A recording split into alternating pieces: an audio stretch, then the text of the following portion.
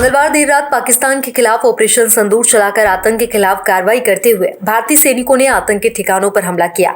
भारतीय सेना द्वारा की गई इस कार्रवाई की जानकारी देने के लिए 2 महिला अधिकारी मौजूद रही, जिनकी चर्चा देश ही नहीं बल्कि विदेशों में भी हो रही है।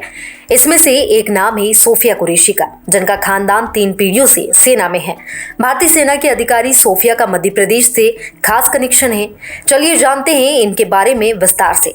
नौगांव में पली बड़ी कर्नल सोफिया के पिता भी सेना में थे, जिसके कारण उनका स्थानांतरण होता रहता था। उनके पिता के अलावा उनके चाचा, दादा, चचेरी बहन और चचेरा भाई भी सेना के माध्यम से देश की सेवा कर रहे हैं।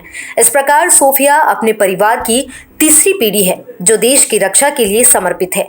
ऑपरेशन सिंदूर की सफलता और उसकी जानकारी सार्वजनिक करने में कर्नल सोफिया की महत्वपूर्ण उपस्थिति ने छतरपुर और पूरे बुंदेलखंड को गर्व से भर दिया है।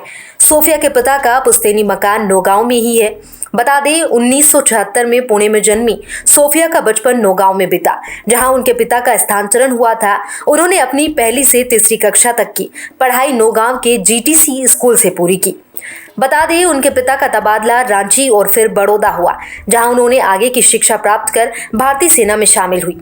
आज कर्नल सोफिया कुरैशी न केवल अपने पराक्रम बल्कि अपनी वाकपटुता से भी देश का मान बढ़ा रही है। ऑपरेशन सिंदूर की सफलता और उनकी जानकारी देने के लिए आयोजित प्रेस कॉन्फ्रेंस में उनकी उपस्थिति ने हर भारतीय को गौरवान्वित किया है। लेफ्टिनेंट कर्नल सोफिया कुरैशी भारतीय सेना की सिंगल कोर की अधिकारी है, जिन्होंने साल 2006 में कांगो में संयुक्त राष्ट्र शांति अभियान में भी काम किया है।